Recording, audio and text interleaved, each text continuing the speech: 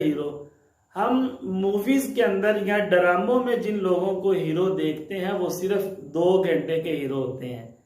जितनी देर की फिल्म होती है वो उतनी देर के हीरो होते हैं, और ये लोग अपनी पूरी जिंदगी की फिल्म के हीरो होते हैं। ये लोग अपनी मेहनत का सिला दुनिया वालों से नहीं मांगते।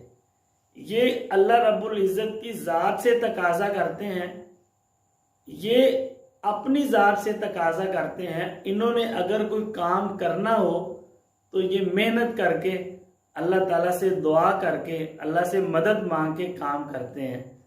आपने देखा होगा कि बहुत सारे लोग ऐसे हैं कि उन्हें को काम कहा जाए, जिन्होंने काम नहीं करना होता तो वो 1000 किस्म के एक्सक्यूजेस आपके सामने पेश करेंगे कि जी मैं पढ़ना तो चाहता हूँ लेकिन मेरे पेरेंट्स मुझे सपोर्ट नहीं करते, मैं अच्छा इंसान बनना तो चाहता हूँ, मेरे फ्रेंड्स मुझे सपोर्ट नहीं करते।